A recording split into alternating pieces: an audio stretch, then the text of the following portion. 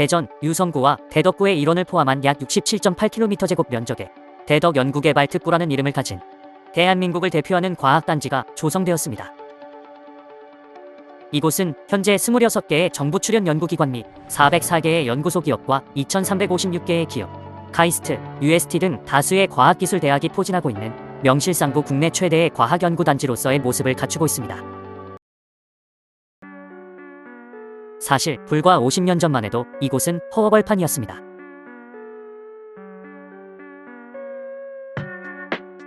어떻게 이곳은 허허벌판에서 우리나라의 과학기술의 메카로 거듭날 수 있었을까요?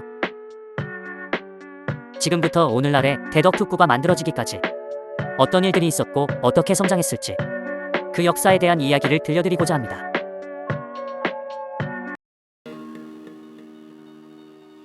(1968년 1월 21일) 북한의 무장특공대가 청와대 습격을 시도하는 사건이 발생합니다. 박정희 대통령 뭐가 따를 거하고 그 다음에 주요한 간부들을 총살하기로 임무를 받았습니다. 같은 해 몇 달 뒤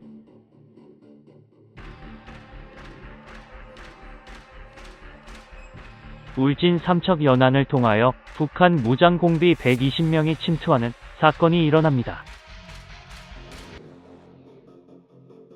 이런 상황 속에서 미군의 해외 주둔군 감축 방침 발표로 안보 불안이 가중되었고, 당시 우리 군의 장비 수준은 북한의 3분의 1에 불과했습니다. 따라서 현대적 무기 생산을 위한 중화학공업과 기술 발전 필요성이 인식되었습니다. 우리나라 최초의 과학연구단지인 홍릉연구단지는 좁은 부지로 인해 기존 연구기관들의 성장에 한계가 있었고 추가 연구기관 수용도 어려웠습니다. 따라서 정부는 1970년대 초 제2의 연구단지 조성을 논의하게 됩니다. 일본 스쿠바 연구학원 도시를 벤치마킹해 교육, 연구, 주거 기능을 중심으로 한 5만 명 규모의 연구학원 단지를 구상했습니다. 이는 연구자료와 보조시설을 공동으로 활용하고 통계 및 분석센터 등을 통해 협력 연구를 활성화하기 위함이었습니다.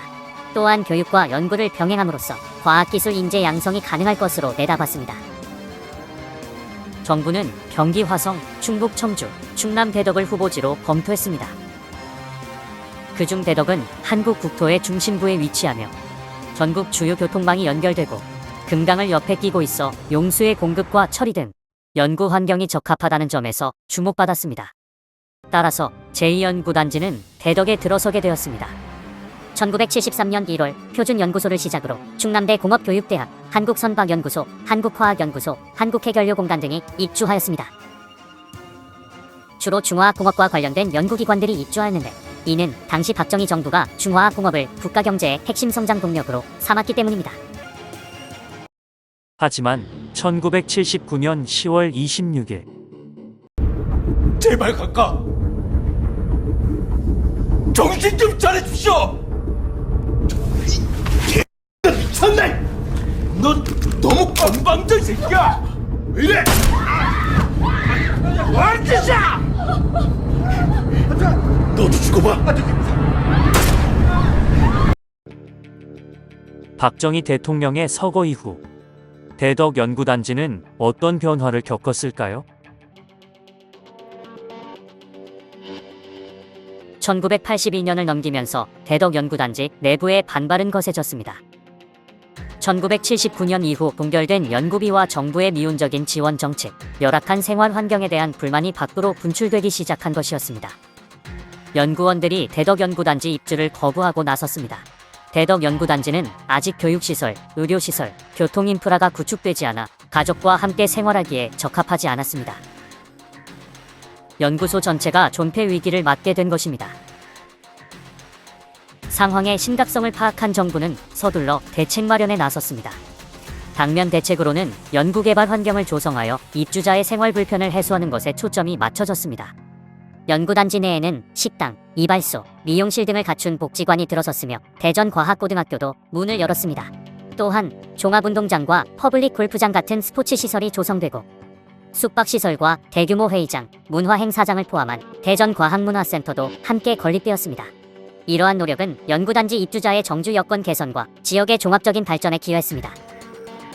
전두환 정권은 단기적으로 연구단지의 정주 환경을 개선하는 데 주력했으며 장기적으로는 1988년 이후 연구소, 대학, 두뇌 집약적 첨단 산업의 연계를 목표로 하여 특히 반도체 및 전자공업 육성 계획을 통해 전자통신 산업 발전에 집중했습니다. 이러한 계획에 따라 1980에서 90년대에는 한국기계연구소, 국방과학연구소, 에트리 등 대부분의 정부 출연 연구소와 LG, 한화, 삼성 등의 민간 연구소가 대덕에 자리 잡았습니다.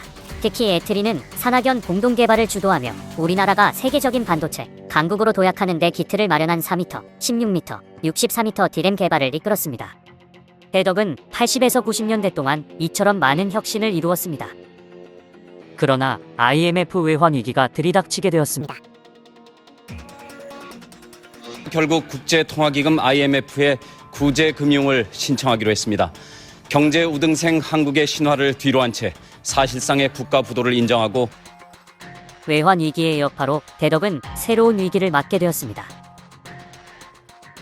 구조조정이 시작되었고 많은 연구원들은 구조조정의 주요 대상이 되며 어려운 상황에 처했습니다. 하지만 이러한 위기는 창업의 기회로 전환되어 퇴출된 연구원들이 벤처 붐을 일으키는 데 기여했습니다. 대덕에서 탄생한 대표적인 벤처 기업으로는 레인보우 로보틱스와 알테오젠이 있습니다. 레인보우 로보틱스는 카이스트 오준호 교수가 창업한 기업으로 국내 최초 인간형 로봇 튜브 개발 기술을 기반으로 설립되었습니다. 이후 협동 로봇과 산업용 로봇 개발에서 두각을 나타냈으며 최근에는 제조업과 의료 분야에 적용 가능한 로봇 솔루션을 선보이며 글로벌 시장에서 영향력을 확대하고 있습니다. 특히 삼성전자로부터 589억 원 규모의 투자를 유치하며 기술력과 성장 가능성을 인정받았습니다.